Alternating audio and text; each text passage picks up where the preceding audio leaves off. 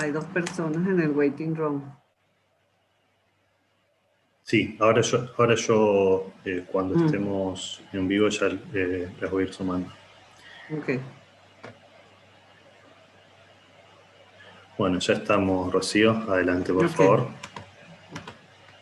Muy buenas tardes.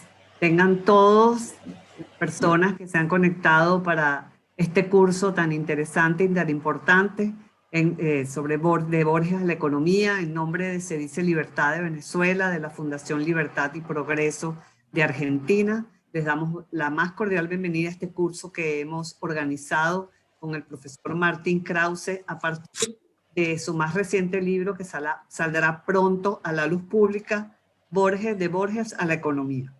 Y entonces con él queremos, con el profesor Krause, explorar lo que es la visión de este extraordinario escritor al cual todos admiramos y que somos fans casi, porque es un escritor de la literatura y de poner en sus palabras y en sus letras, bueno, una profundidad para que comprendamos el sentido de la filosofía de la libertad y de la importancia de la libertad. Y para nosotros es un grato placer tener en nombre de Relial y la Fundación Naumann, aparte de nuestras instituciones, este maravilloso curso que sé que lo vamos a disfrutar, nos va a encantar y vamos a aprender muchísimo. Y bueno, el profesor Martín Krause, como siempre, es un deleite escucharlo y explicándonos estas cosas. Le voy a pasar la palabra al señor Lars André Richter de la Fundación Naumann de la Oficina de Argentina para que nos dé un saludo en nombre de esta fundación que nos apoya tanto en la defensa y la promoción de los valores de la libertad. Bienvenido, Lars. Sí, muchas gracias, Rocío. Es un placer para mí estar con ustedes aquí. Muy buenas tardes otra vez. Bienvenido en el nombre de la Fundación Friedrich Naumann para la Libertad. Bueno, creo que la fundación es bien conocida. Somos una organización alemana que trabaja en aproximadamente 70 países en el mundo, entre otros aquí en la Argentina, con proyectos aquí en el país, en el Paraguay. Somos defensores y de las... Bueno, es un gran placer, ver y escuchar a Martín Krause. Es un experto, digamos, el experto para el tema sobre Borges y la economía. Borges es una personaje, un intelectual muy importante y, digamos, al contrario la mayoría de los intelectuales, autores, escritores, artistas en mi país, en Alemania, en Europa y creo que aquí en América Latina, no es una persona de la izquierda. Bueno, cuando intelectuales hablan sobre la economía, es normalmente de una perspectiva socialista, comunista, marxista, etc. Y por eso es una cosa muy, muy especial que digamos, un liberal, alguien del centro político habla sobre economía. Es un gran placer otra vez.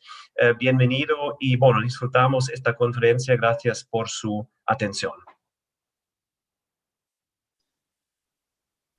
Bueno, muy bien. Sí, adelante, Rocío. No, quería, bueno, nada más presentarte brevemente, Martín, aunque creo que, bueno, todos los que nos hemos conectado aquí para escucharte te conocemos, pero bueno, el doctor Martín Krause es doctor en economía, es profesor de la Universidad de Buenos Aires, ha escrito muchos libros maravillosos, entre ellos Economía explicada a mis hijos, por la aguja por la aguja, ¿cómo que es por el ojo de una aguja. El ojo de una aguja. Es que como nunca me acuerdo. Pero el ojo de una aguja en defensa de los más necesitados. Bueno, y además lleva adelante el índice de calidad institucional que presenta Relial todos los...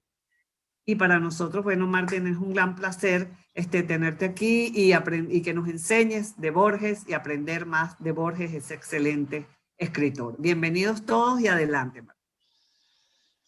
Muy bien, muchas gracias. Para mí un placer estar acá y para mí un placer además que me presentes tanto Lars como Rocío. Es una especial satisfacción poder dar este curso, no solamente a través de la Fundación Libertad y Progreso con la cual a la cual pertenezco, sino además con CEDICE en Venezuela es un doble valor, porque todos entendemos y conocemos la situación allí, y entonces poder llegar de alguna forma y poder hacer algo con nuestra organización hermana en Caracas es algo muy, muy valioso.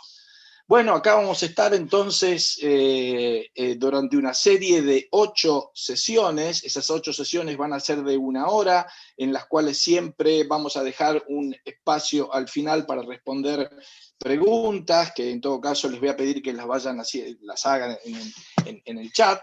Y acá vamos a ver los temas, cómo relacionamos a Borges con la economía, lo cual en realidad va a ser raro, porque, a ver, déjenme ponerles otro ejemplo de la literatura. Cuando el profesor Pierre Aronnax,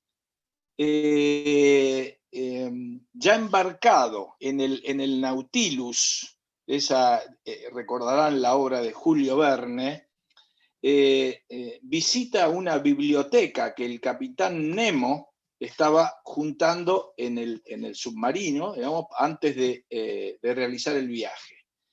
Y el capitán Nemo le dice que ahí se habían seleccionado los mejores libros de la Tierra, en geología, en historia, en arte, en ciencias, pero explícitamente ninguno de política económica. Bueno, en cierta forma creo que la biblioteca de Borges, o en realidad la biblioteca del padre de Borges, que él se leyó completa de un lado al otro, debe haber sido parecida a porque seguramente no había allí libros de economía. Borges cita en algunos casos y hace referencias en sus entrevistas a David Hume, tal vez tendría allí su obra filosófica, el Tratado de la Naturaleza Humana. También menciona bastante a Herbert Spencer, el filósofo inglés del siglo XIX, y hay alguna mención de John Stuart Mill, aunque es bastante probable que no tuviera ahí el libro de Principios de Economía Política. Y no hay ninguna referencia a Adam Smith. No parece, la verdad, que la economía haya sido una disciplina que atrayera la atención de Borges. No hay referencias a ella ni a la política económica, tanto sea en los textos de literatura fantástica, en su poesía, como en tantas de las tantas entrevistas que se le han hecho. Lo único que yo he encontrado, y ahora permítanme, voy a compartir con ustedes pantalla también de aquí en más. A ver, vamos a poner esto que estarán viendo todos ustedes, y ahora ahí está, lo voy a agrandar, bueno, por alguna razón ahora quedó todo blanco. Lo único que yo he encontrado en todas las entrevistas y en todos los textos es la siguiente cita. Miren ustedes. Porque antes no se hablaba de economistas, pero el país prosperaba. Ahora casi no se habla de otra cosa y el resultado de esos expertos ha sido la ruina del país. La verdad que no es una referencia muy propicia, digamos, para empezar a hablar de economía, pero como tantas otras cosas que Borges ha dicho en entrevistas, la verdad que parece tener razón. Fíjense que en la época de oro del progreso económico argentino, no había ni siquiera una facultad de ciencias económicas en la Universidad de Buenos Aires. Esa facultad recién se crearía en el año 1913, y ahí comenzaba a dictarse en ella nada más que la carrera de contador público. Recién se aprueba la carrera de la licenciatura en economía en el año 1958. Y además, curiosamente, al mismo tiempo, ese mismo año, también se crea por primera vez el Ministerio de Economía, porque hasta entonces solamente se llamaba Ministerio de Hacienda. Y tal vez no es una mera coincidencia de que empezara la carrera de Economía y se creara el Ministerio de Economía, pero el cambio no es menor, porque el Ministerio de Hacienda quería decir que era un funcionario que estaba encargado de las cuentas públicas, es decir, de los ingresos del Estado y de los gastos del Estado. Y nada más. mientras que ya al titularlo ministro de Economía, quiere decir que es alguien que no está intentando, digamos, manejar o administrar el dinero público, sino que ahora está queriendo administrar el dinero público y el privado, porque cuando hablamos de un Ministerio de Economía, el Ministerio de Economía empiezan a tener secretarías de Industria, de Comercio y de Agricultura, etcétera. Quiere decir que ahora es una función que abarca el conjunto de la economía. Bueno, la verdad es que ese mundo era un mundo muy, muy, muy ajeno a Borges. Borges excelente, ustedes saben, en sus textos de literatura fantástica. Pero así todo, y ese es el ejercicio que vamos a ir haciendo en las reuniones próximas, esos textos de literatura fantástica, de una u otra forma, también presentan acciones o situaciones que pueden ser interpretadas desde el punto de vista de la teoría económica y nos pueden ayudar a entender ciertos aspectos fundamentales de la economía, por más que Borges no tuviera la menor intención de que eso fuera así. De hecho, y acá un poco el cuadro que tengo acá a la derecha es un representativo de ese cuento que a lo mejor ustedes, algunos, los que lo han leído, conocen, que es la Biblioteca de Babel. La Biblioteca de Babel era una biblioteca infinita. Allí estaban todos los libros posibles, todas las combinaciones de letras y de palabras que podían haber sido escritas. Y fíjense ustedes que en ese sentido, esa Biblioteca de Babel parecía que no existía algo tan fundamental para el estudio de la economía, que es la escasez. Ahí no había escasez, había todos los libros que uno se pudiera imaginar, incluso el que yo voy a sacar en base a esto, porque de paso adelanto decirles que este es un curso que está basado en un libro que va a salir editado por Unión Editorial en Madrid, y también tendrá aquí una edición en Buenos Aires que se llama así precisamente Borges y la economía. Entonces, bueno, vamos a buscar que Borges nos guíe por ese mundo fantástico de su escritura, y vamos a tratar de reconocer en ese mundo algunos elementos entonces de la teoría económica que nos van a ayudar a imaginar lo que sucede, digamos, varios círculos más abajo, en el terreno simple de nuestras acciones económicas diarias y sus consecuencias. Ahora bien, lo que vamos a estar viendo, entonces ustedes más o menos ya saben cuál va a ser el programa. En la próxima, el jueves, vamos a estar viendo Borges y el progreso. Cómo Borges notaba y veía el progreso que estaba ocurriendo a su alrededor. Luego vamos a ver qué significa el orden espontáneo. Luego vamos a ver la mano invisible, que es la metáfora sobre ese orden espontáneo, pero sobre todo, fíjense cómo hacemos para ver la mano invisible, si es invisible, ¿no es cierto? ¿Cómo hacemos para entender ese ordenamiento, digamos, espontáneo que ocurre en la sociedad? Luego vamos a ver al emprendedor, el papel del emprendedor como motor de ese orden espontáneo. Luego vamos a ver el papel que cumple el derecho de propiedad y los contratos en todos los intercambios que realizamos en el mercado, para ver después el papel que tiene el Estado, la política y el gasto público, y por último terminar viendo el Estado benefactor, la ayuda solidaria y voluntaria, y algo al final sobre el progreso y la felicidad. Esos van a ser los contenidos que vamos a tener en todas las reuniones que vamos a hacer de aquí en adelante.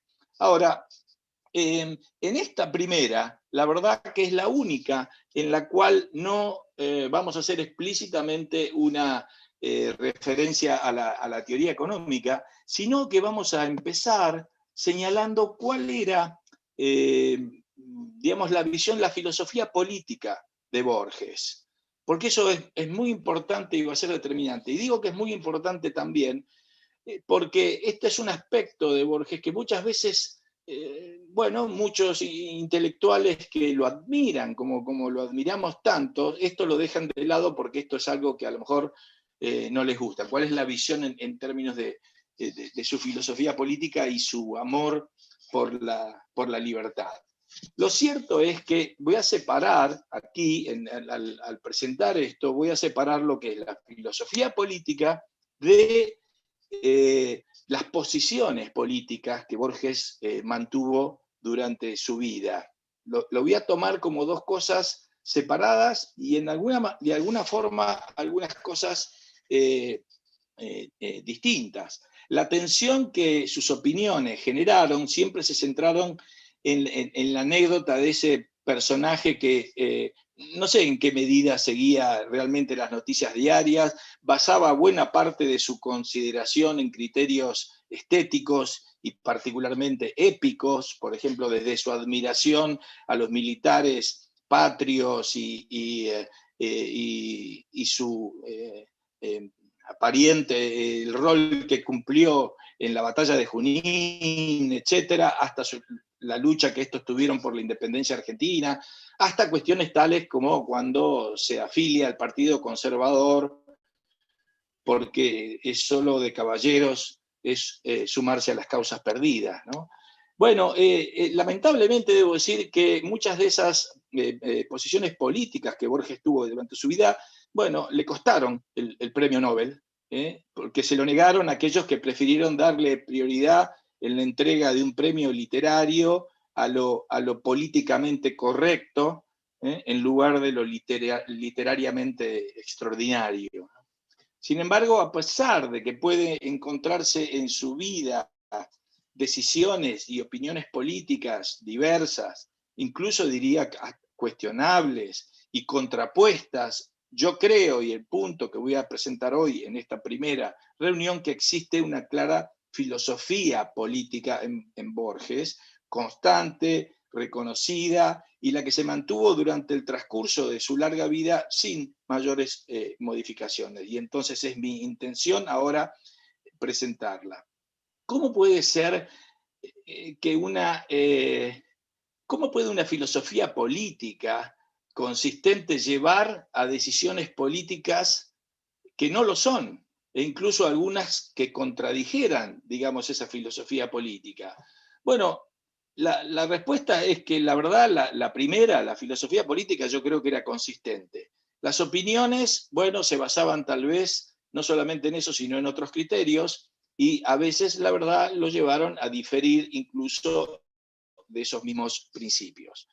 La filosofía, los elementos centrales de la filosofía política de Borges se ajustan en forma, creo que muy clara, a los principios filosóficos asociados con el liberalismo clásico e incluso con un sesgo de lo que ahora podríamos llamar libertarianismo, que a diferencia del primero no propone ya solamente un Estado limitado, sino que hasta cuestiona su misma existencia, sin que esto signifique caer en el anarquismo, entendido como una ausencia de normas, ¿no? Tal vez algo más cercano a lo que ahora solemos llamar anarcocapitalismo, que propone la eliminación del monopolio del Estado y la provisión de sus servicios en competencia. ¿Cuáles son los elementos de esa filosofía? Es lo que vamos a ver entonces hoy. Y lo primero que voy a señalar es la importancia del concepto del libre albedrío y del individualismo. Borges era relativamente escéptico respecto al libre albedrío. Sin el libre albedrío parece que no pudiera haber moral ni libertad individual. Pero la verdad es que esto nunca significó que él cayera por eso en el determinismo. Su posición tal vez podría definirse de esta forma.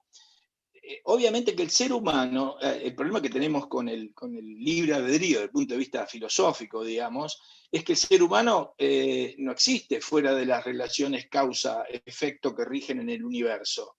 Está, en cierta forma, determinado por ellas. Pero yo creo que Borges lo que pensaba, y en esto coincidía con autores que voy a mencionar después, es que tal vez estemos determinados por las leyes de la naturaleza, pero es imposible saber qué es lo que lo determina entre las innumerables causas existentes.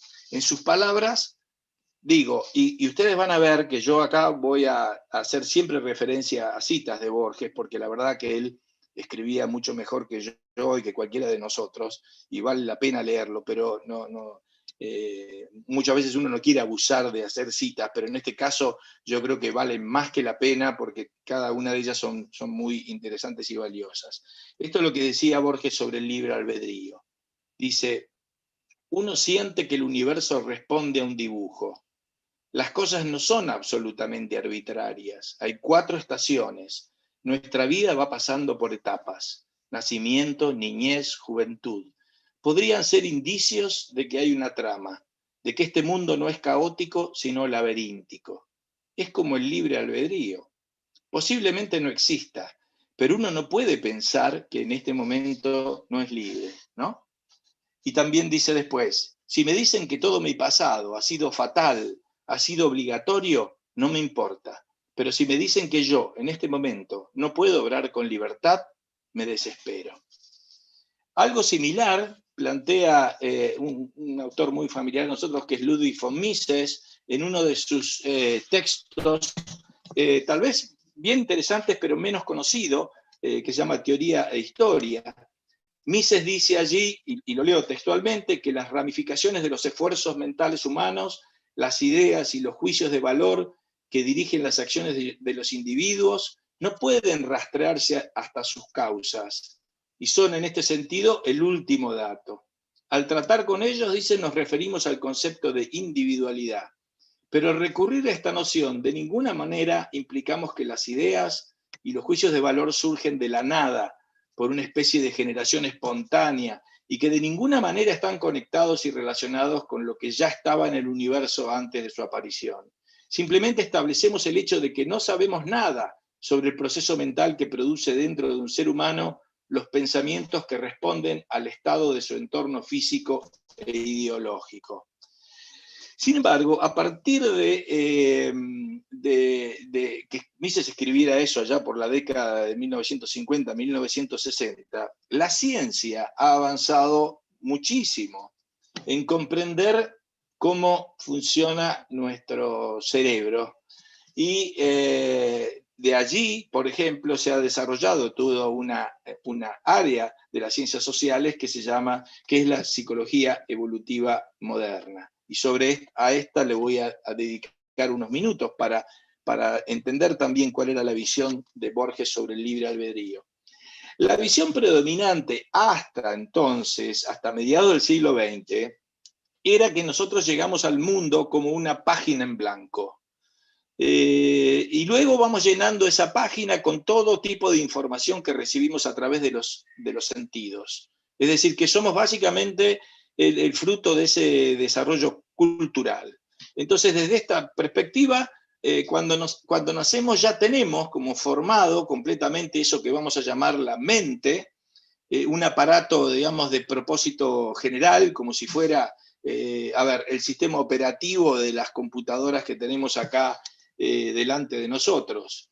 Siguiendo con esa analogía, después iríamos incorporando todos los programas a través de la cultura. O sea que somos esencialmente, o seríamos esencialmente, seres culturales, los animales que menos instintos tenemos. Ahora, esa visión ha sido desafiada y cuestionada por las investigaciones de la psicología evolutiva. Todo parece haber comenzado en un área bastante afín a Borges, que es el lenguaje. Entonces, científicos ahí como Noam Chomsky o luego Steven Pinker comenzaron a investigar cómo es que adquirimos el lenguaje, cómo es que de alguna forma llegamos a entender el significado de los sonidos que llegan a nuestros oídos desde que nacemos. Bueno, el resultado de ese proceso fue concluir que tenemos desarrollados como ciertos programas específicos que nos permiten hacer eso, que son el resultado de largos procesos evolutivos. Ese dilema entre cultura y naturaleza está siendo resuelto en las ciencias sociales en un modelo integrado de la naturaleza humana, en el cual hay, por supuesto, libre albedrío.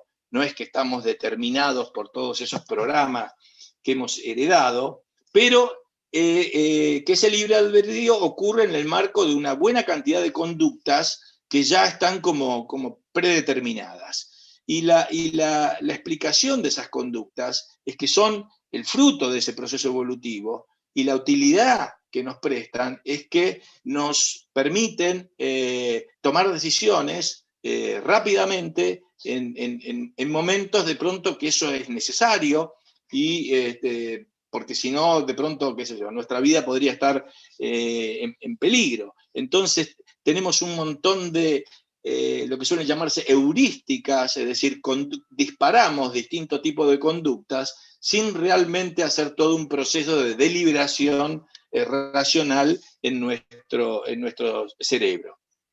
Estos mecanismos estarían presentes, por ejemplo, en tareas tan distintas como el reconocimiento de las caras, el uso de herramientas, el cuidado de los niños, la atracción sexual, el bloqueo de la atracción sexual cuando se trata de un pariente cercano, y muchos más. Todos juntos estos generarían una mente con una capacidad mucho mayor, que tal vez reserva su libre albedrío a elegir una cierta parte de la combinación de programas que determinan nuestra conducta. Entonces, como dice Borges, parece haber una trama, pero al mismo tiempo en este momento no puedo dejar de pensar que soy libre.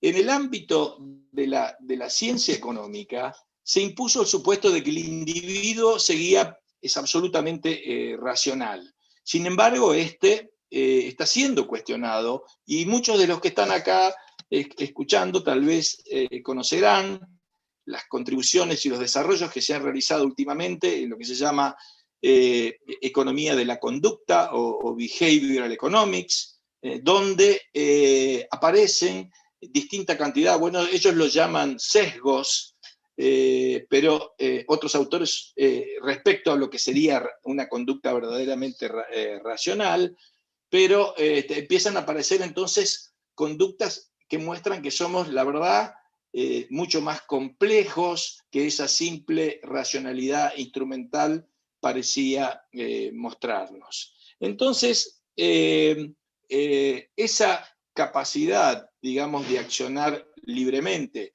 pero en el marco también de esa interacción, digamos, con esos programas de conducta o esas conductas heredadas que tenemos. Porque de hecho, fíjense, esas conductas heredadas son las que permiten explicar los rasgos comunes a una naturaleza humana más allá de las culturas. Es decir, todos podemos encontrar, no importa en qué cultura sea, en qué civilización sea, vamos a encontrar algunas conductas básicas, tales como el amor y la dedicación de las madres a los hijos, etcétera, que son comunes más allá de la cultura en particular. Por supuesto que después existe la enorme diversidad cultural que todos conocemos.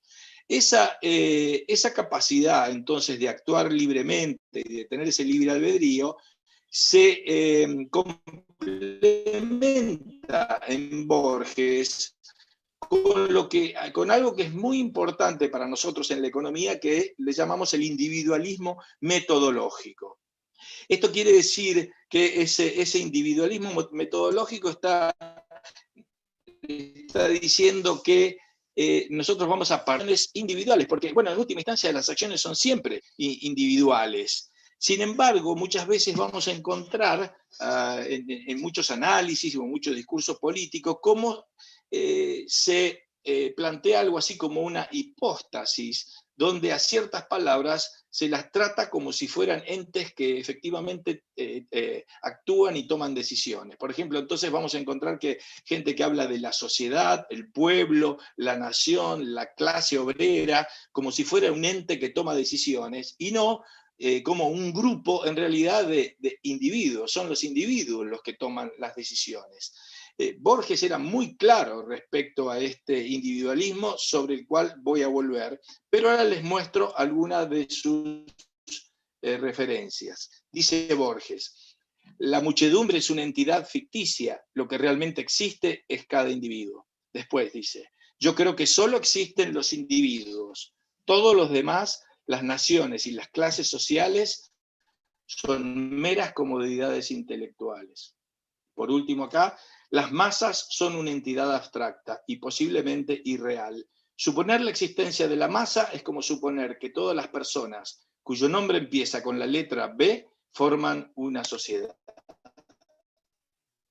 Bueno, esos son en entrevistas con Borges, pero acá viene uno de sus escritos. Y dice así, es una página que se llama Tú, está en el libro en El oro de los tigres, y dice: un solo hombre ha nacido, un solo hombre ha muerto en la tierra. Afirmar lo contrario es mera estadística, es una adición imposible. No menos importante que sumar el olor de la lluvia y el sueño que anoche soñaste. Ese hombre es Ulises, Abel, Caín, el primer hombre que ordenó las constelaciones, el hombre que erigió la primer pirámide, el hombre que escribió los hexagramas del libro de los cambios, el forjador que grabó runas en la espada de Genghis, el arquero Einar Tamberskelver, Luis de León, el librero que engendró a Samuel Johnson, el jardinero de Voltaire, Darwin en la proa del Beagle, un judío en la cámara letal, con el tiempo tú y yo. Un solo hombre ha muerto en Ilión, en el Metauro, en Hastings, en Austerlitz, en Trafalgar, en Gettysburg. Un solo hombre ha muerto en los hospitales, en barcos, en la ardua soledad, en la alcoba del hábito y del amor. Un solo hombre ha mirado la vasta aurora. Un solo hombre ha sentido en el paladar la frescura del agua, el sabor de las frutas y de la carne. Hablo del único, del uno, del que siempre está solo. La verdad, bueno, me parece, por supuesto, extraordinario. Y desde el punto de vista económico, un solo hombre valora, un solo hombre prefiere, un solo hombre actúa. La acción es siempre individual. Por supuesto que nosotros a veces nos referimos a grupos y todos hablamos acerca de los consumidores, los productores, los ahorristas, etcétera. Por supuesto, porque no vamos a nombrarlos a cada uno de ellos. Pero lo importante y lo fundamental de todo esto es tener en cuenta que el análisis y el análisis económico tiene que partir siempre de las acciones individuales. Después, por supuesto, iremos agregando para entender situaciones que son más complejas, pero siempre vamos a partir de analizar la acción individual. En un texto que escribe con Bioy Casares, que se llama Crónicas de Bustos Domecq, hay un cuento allí que se llama El gremialista, y ahí cuentan la historia de un doctor, Baralt se llamaba, quien por haber concurrido a una ópera en el Teatro Colón, se había calzado los zapatos al revés. Y se pone a pensar entonces en esa circunstancia que tal vez puede haber compartido con otros, lo que deriva en pensar que formaba parte de un mismo grupo con esas personas. Y a su vez resulta que este señor termina escribiendo 6 tomos bajo el título de gremialismo.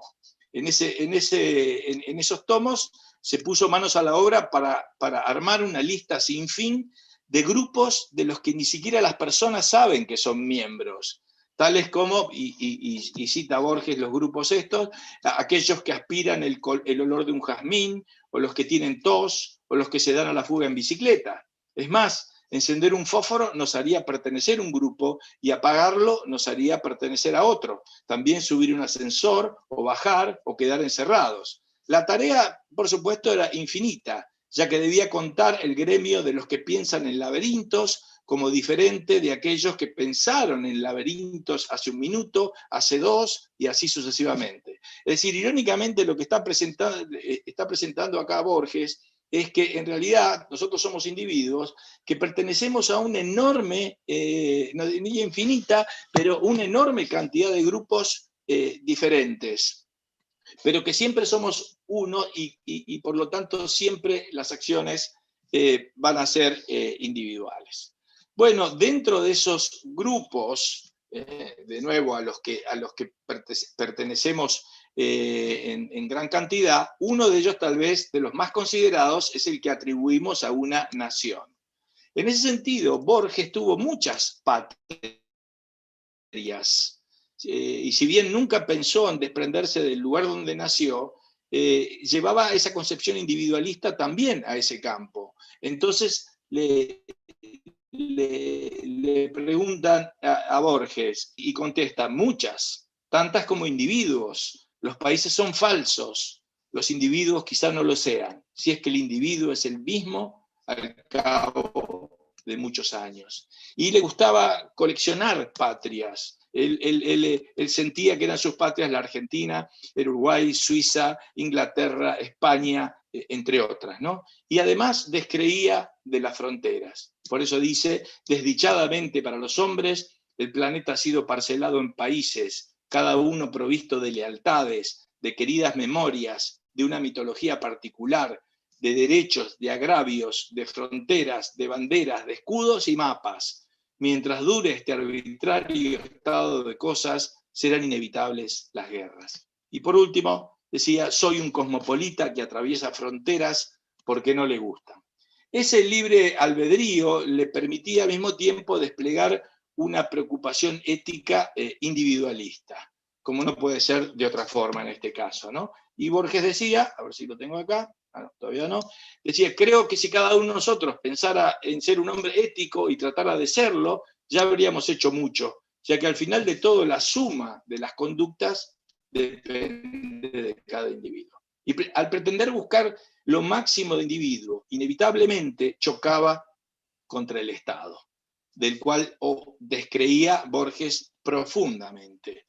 Y así es como lo plantea aquí. El más urgente de los problemas de nuestra época, ya denunciado con profética lucidez por el casi olvidado Spencer, es la gradual intromisión del Estado en los actos del individuo. En la lucha contra ese mal, cuyos nombres son comunismo y nazismo, el individualismo argentino, acaso inútil o perjudicial hasta ahora, encontrará justificación y deberes.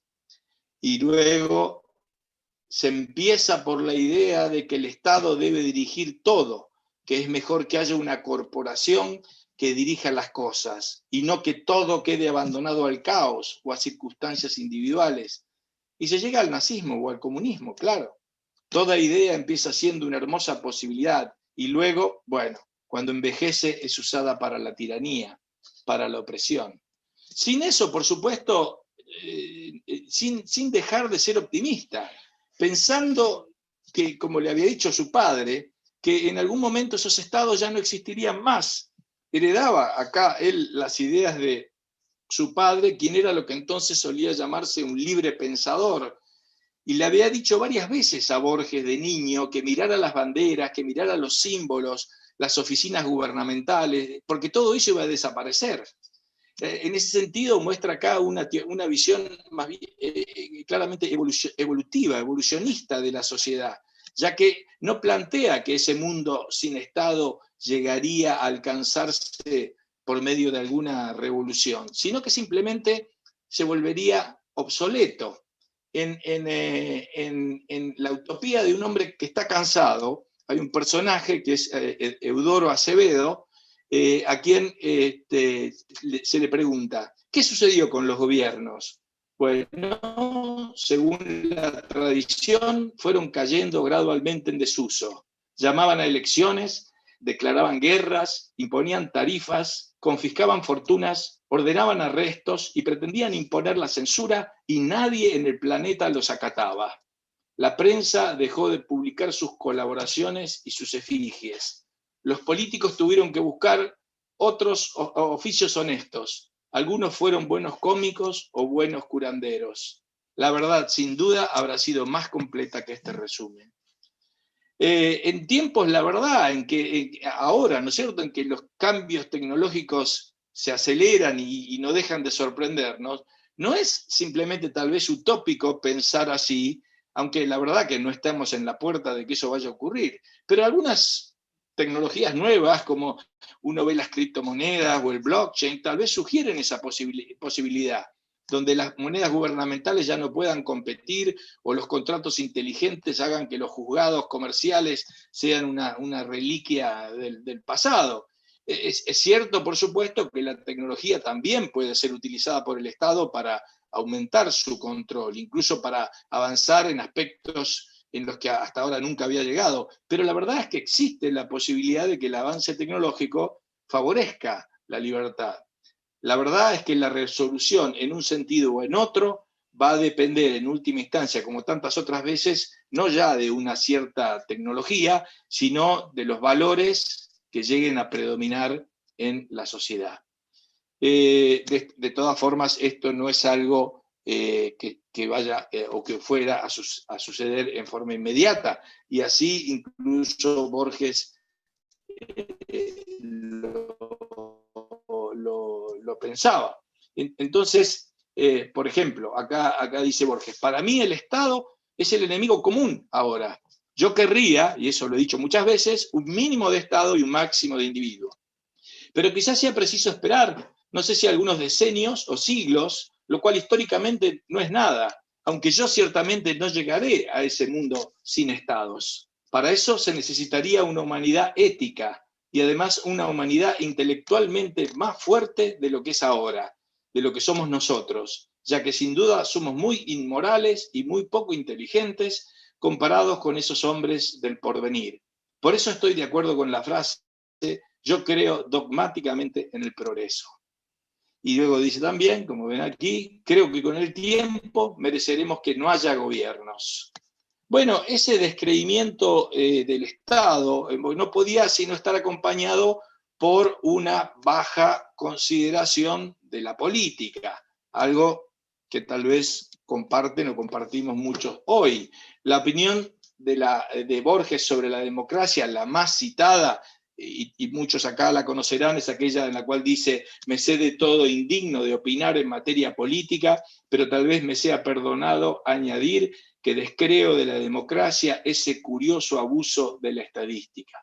En definitiva, el destino de una sociedad estaba vinculado más bien a la evolución de los valores y de las ideas. Dice Borges: tengo la sospecha de que la forma de gobierno es muy poco importante, de que lo importante es el país. Vamos a suponer que hubiera una república en Inglaterra o que hubiera una monarquía en Suiza. No sé si cambiarían mucho las cosas. Posiblemente no cambiarían nada, porque la gente sigue siendo la misma.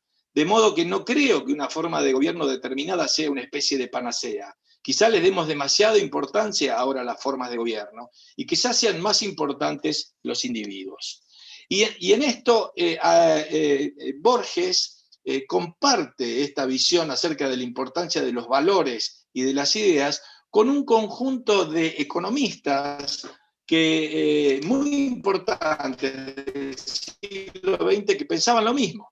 Y miren, aunque parezca bastante insólito, pero digamos uno podría citar en esto nada menos que a John Maynard Keynes, quien en la teoría general tiene un famoso párrafo en el cual, y leo así una parte nada más de ello, dice: las ideas de los economistas y filósofos políticos, tanto cuando son correctas como erróneas, tienen más poder de lo que comúnmente se entiende. De hecho, el mundo está dominado por ellas. Los hombres prácticos, que se creen exentos de cualquier influencia intelectual, son usualmente esclavos de algún economista difunto. Locos con autoridad, que escuchan voces en el aire, destilan su histeria de algún escritorzuelo académico de unos años antes. Bueno, debo decir, ya que acá estamos haciendo esto con Venezuela, que esto de locos con autoridad que escuchan voces en el aire me hacía acordar a eso del pajarito que estaba ahí, ¿se acuerdan? Y que mandaba algún tipo de comunicación. En fin, ustedes se acordarán de eso. Ludwig von Mises pensaba lo mismo, y de hecho tiene un capítulo entero en su famoso libro La acción humana, que se llama, es el capítulo 10, que se llama El papel de las ideas. Hayek también al mismo tiempo escribía un artículo sobre los intelectuales y el socialismo, donde planteaba que lo fundamental y lo importante era el rumbo, que los intelectuales no impactaban en las decisiones políticas que tomaban las masas en una elección, por ejemplo, pero sí impactaban en el rumbo que iba llevando la sociedad. Y finalmente, incluso Milton y Rose Friedman tienen un muy interesante artículo que se llama La corriente en los asuntos de los hombres, donde explican también esa evolución. Fíjense que en casos tales como el impacto que tienen las ideas intelectuales, como por ejemplo La riqueza de las naciones de Adam Smith, que se publica en 1776, pero el impacto en la apertura comercial de Inglaterra se produce como 75 años después. Lo mismo uno podría decir de las ideas de Marx y cuando llegan a aplicarse en la práctica, o incluso las ideas de Milton Friedman y Hayek después. Bueno, en ese sentido, creo que podemos llamarlo, y para ir terminando por hoy, a Borges, aunque él se definía como anarquista, pero no se estaba refiriendo al anarquismo de principios del siglo XX, que era un anarquismo violento, que estaba en contra de la propiedad, etc. Por eso creo que su definición de anarquista lo acerca mucho más a algo entre liberal clásico y anarcocapitalismo, diríamos hoy. Acá dice Borges, espero que tengo que yo correr esto de aquí para poder... ahí pasé para adelante. Dice Borges: soy anarquista, siempre he creído fervorosamente en el anarquismo, y en esto sigo las ideas de mi padre. Es decir, estoy en contra de los gobiernos, más aún cuando son dictaduras, y de los estados. Y luego, en Evaristo Carriego, acá dice: el argentino hallaría su símbolo en el gaucho y no en el militar, porque el valor cifrado en aquel por las tradiciones orales no está al servicio de una causa y es puro. El gaucho y el compadre son imaginados como rebeldes. El argentino, a diferencia de los americanos del norte y de casi todos los europeos, no se identifica con el Estado. Ello puede atribuirse al hecho general de que el Estado es una inconcebible abstracción. Lo cierto es que el argentino es un individuo, no un ciudadano. Es decir, termino con esto, porque esto me parece que es muy importante. Él se decía anarquista, pero como digo, no era ese anarquista que ponía bombas acá y allá y que estaba en contra de la propiedad y contra todo tipo de normas, sino que tenía una visión que, ya le digo, fluctúa entre liberal clásico y anarcocapitalista. Pero después hace un análisis del individualismo argentino, y el individualismo argentino, que es un individuo contradictorio, que, ¿no es cierto?, que demanda de pronto servicios suizos, pero no está dispuesto a pagar impuestos suizos, y luego además cae en manos del populismo. El espíritu ese del gaucho ha cambiado, porque el gaucho, la verdad, era rebelde, pero no demandaba ni esperaba nada del Estado, solamente que lo dejara tranquilo. El gaucho estaba más cerca del pensamiento político borgiano, la verdad, de lo que está el argentino de hoy, quien no pretende tener esa independencia del Estado como aquí aparece. Bueno, hasta acá, todo esto me hace pensar y concluir, entonces, y voy a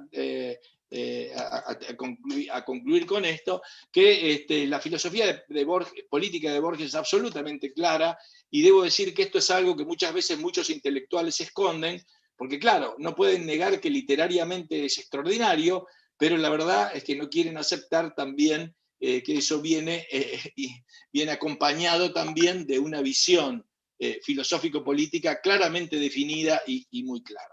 Bueno, hasta acá. Muchas gracias entonces a todos ustedes, y vamos a ver, voy a parar de compartir, o me vas a decir cómo hacemos con las preguntas entonces. Sí, Martín. Bueno, Rocío, No, ¿querés seguir vos? No, gracias, para decir que, bueno, Esteban nos apoyará en las preguntas y respuestas que tengan a bien hacernos los que están compartiendo con nosotros y que están conectados. Y muchísimas gracias, Martín, de verdad. Súper, súper interesante tu clase. Gracias. Esteban, te paso la palabra. Bueno, muy bien. ¿Cómo Sí, hacemos, Esteban? excelente. ¿Vamos a seguir diciendo algunas o vamos leyendo acá? Tengo acá 3 preguntas anotadas, y los que están en el Zoom, si quieren, también pueden seguir haciendo sus preguntas. La primera es, ¿qué visión tenía Borges sobre el relativismo cultural? O sea, si creía que determinadas prácticas tenían un valor relativo según según cómo lo juzgue cada cultura hacia adentro, o si se las podía juzgar desde afuera. No, yo creo que tenía ciertos principios fundamentales muy, muy claros.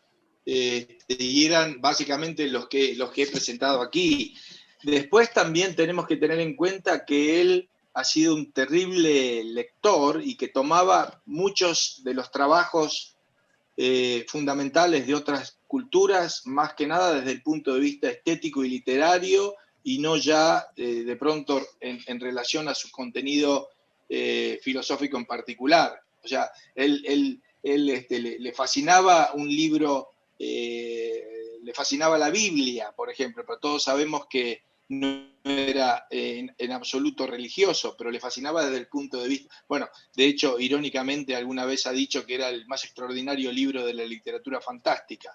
O sea, desde ese punto de vista, él abordaba a muchos de los textos que son fundamentales en otro tipo de culturas, pero yo creo que en cuanto a la filosofía política en particular, mantuvo siempre estos principios fundamentales y nada relativos, ¿no? Vamos a otra. Genial. Hay otra pregunta que dice, pregunta si Borges tenía alguna opinión sobre el fanatismo, los fanatismos políticos, los fanatismos religiosos. Yo debo tener alguna referencia de él al respecto, sobre todo cuando le hacían algún tipo de entrevistas. Obviamente él descreía de todo tipo de fanatismo y obviamente no estaba de acuerdo con eso, ¿no? No, y en cuanto si vamos a hablar de eso más adelante, no, recordemos que voy a hablar de Borges y la economía. Así que de todos estos temas, simplemente hice una referencia hoy, pero luego voy a ir haciendo referencia a escritos de Borges en relación a cuestiones de teoría económica, esencialmente. Por supuesto que para hablar de Borges hay un mundo, y de hecho eso se ve también en la cantidad de libros que hay sobre Borges, Borges y la física, Borges y la filosofía, Borges y, en fin, cantidad de cosas. A mí se me ocurrió esto porque no había visto ninguno de Borges y la economía, y creo que sin embargo vamos a poder sacar algunas enseñanzas de allí. Pero como dije al principio, esto va a ser, hoy estuvimos viendo nada más y específicamente su filosofía política, para pasar a partir del jueves a cuestiones básicas de la teoría económica. Acá hay una que quiero que no se, en todo caso que no se vaya, si te parece, acá hay una más arriba que dice qué opinión tenía Borges de la democracia. O sea, que esta misma se usa para justificar cualquier tipo de avance en las libertades individuales. Bueno, ahí yo presenté una cita que es famosa de él y a veces se lo ha acusado. Y bueno, debo decir que también él vio con bastante buenos ojos a veces algún que otro golpe militar aquí contra Perón en algún momento, y eso la verdad que no le ayudó en nada en su como diría, en su propia carrera literaria. Pero luego la verdad que incluso ya en el gobierno militar argentino, aquí en la última dictadura militar, él fue claro también en favor del respeto de los derechos humanos, etc. Pero la verdad es que ahí uno puede encontrar a veces posiciones contradictorias. Bueno, adelante, ¿cuál querés seguir? Bueno, hay otra pregunta que dice, ¿qué opinión tenía Borges sobre la religión católica y si esa religión tenía alguna influencia sobre la sociedad? Obviamente que Borges sabía que tenía una importante influencia. Borges era claramente escéptico. Como dije, era como su padre, era libre pensador. A principios de siglo se llamaba libre pensador a un ateo o mínimamente agnóstico. Eso es lo que Borges era. Por eso mencionaba también el hecho de que él le fascinaba la Biblia, pero como un texto de literatura, no como un libro religioso. Vamos a otra. Hay una pregunta que hacen por YouTube, si alguna vez Borges se posicionó con respecto al aborto. ¿Tenés idea de eso? No tengo, no he encontrado, o no tengo yo por lo menos, miren, tengo toda una clasificación de citas de Borges por temas, pero no tengo ninguna podría buscar, pero no recuerdo ahora ninguna sobre el aborto. ¿Qué más? Hay otra sobre si se posicionó alguna vez sobre el Banco Central. ahí, ahí nos estamos, ahí estamos avanzando demasiado, demasiado. Es pedirle demasiado a Borges. Creo que nunca lo escuché hablar ni sobre el Banco Central, ni sobre, ni siquiera, tal vez ni siquiera sobre la inflación o sobre problemas de la moneda. No obstante, vamos a ver más adelante en el curso, vamos a ver algunos poemas o algunos textos de Borges donde aparece la moneda, el concepto de moneda, y de allí vamos a elaborar la teoría económica acerca de ese medio de intercambio. Pero no, la verdad que nunca, no, ni creo que se lo hayan preguntado y él tampoco nunca le debe haber interesado en lo más mínimo el Banco Central. Adelante. Genial. Acá hay una pregunta de Rogelio que dice, ¿los colectivos actuales de carácter identitario son un reemplazo de las naciones? ¿Será un nuevo ataque a lo identitario individual? Bueno, a ver, no sé si son un reemplazo de las naciones, pero son un nuevo grupo más que reclama una identidad y reclama derechos como grupo, ¿no? Y yo creo que la visión de Borges, al margen de que él no opinara en su momento, porque no estaban tan desarrollados o tan visibles este tipo de grupos, pero claramente la visión de grupos es que los derechos son individuales, no porque uno pertenece a un determinado grupo, ¿no? Entonces, creo que trataría, digamos, a estos llamados colectivos identitarios en ese sentido. Bueno, esos son formados por individuos y son los individuos los que tienen derechos. Otra. Genial. Acá hay otra pregunta que dice, la apertura de Borges, su cosmopolitismo, ¿tendría relación con el libre comercio? Bueno, es decir, poco tiene que ver directamente con la actividad comercial, pero está claro que él está teniendo una visión acerca de la importancia de las ideas y de las literaturas y de los intercambios literarios que se puedan realizar y de los intercambios de las ideas, y en ese sentido tiene una mente abierta. Y fíjense que en muchos de sus textos él lo hace a propósito. Cuando él habla de la literatura argentina y se refiere a que muchos entendían que la literatura argentina debía ser esa literatura sobre el gaucho, sobre la pampa, es decir, aquello específicamente argentino. Y a él le parecía eso como muy pequeño, muy cerrado. La literatura argentina tiene que ser proyectada hacia el mundo, hacia el universo en general, no quedarse encerrado en lo que es el pequeño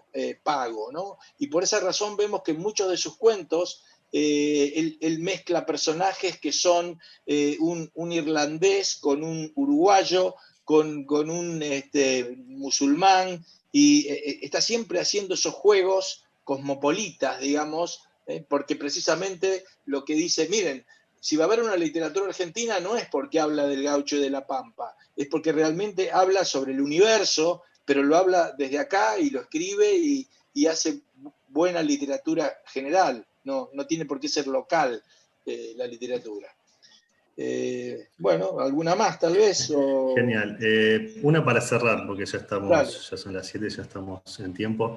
Esta también es bastante contrafáctica. ¿Qué pensaría Borges del lenguaje inclusivo? O para ampliarlo un poco más, o sea, ¿cuál era su posición sobre el lenguaje? Si él creía que era algo estructurado, cerrado, o le gustaba digamos, o lo veía como algo más orgánico.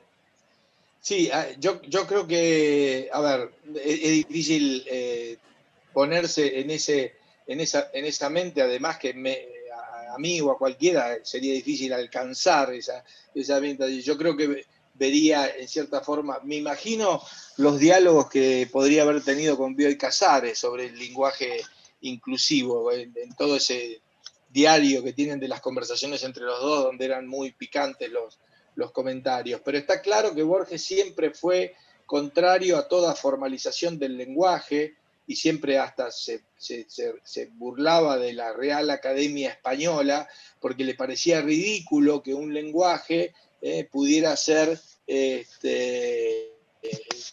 basado en reglas y que hubiera un organismo y una agencia que fuera la que determinara qué es lo correcto en el lenguaje o no.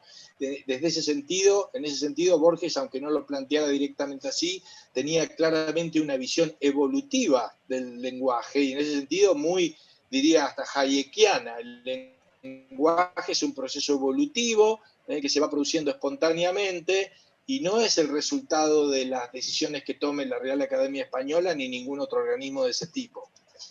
¿Okay?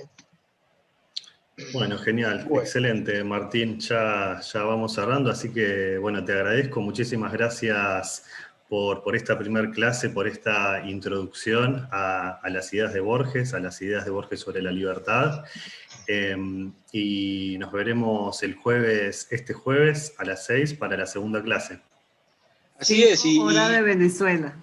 Ok, y a los que se quedan con preguntas, bueno, igual va a haber, tenemos 7 reuniones más, así que en algún momento seguramente van a tener oportunidad también de plantearlas. Así es, muchísimas gracias, Martín, gracias, Esteban, y gracias a Lars y a la Fundación Naumann y a Relial por este aporte a la literatura y a la economía y a la libertad. Gracias. Un placer, gracias a todos los que nos vemos el jueves. Muchas gracias a todos los que participaron por acá, por Zoom, por YouTube. Nos vemos el jueves que viene. Un saludo grande.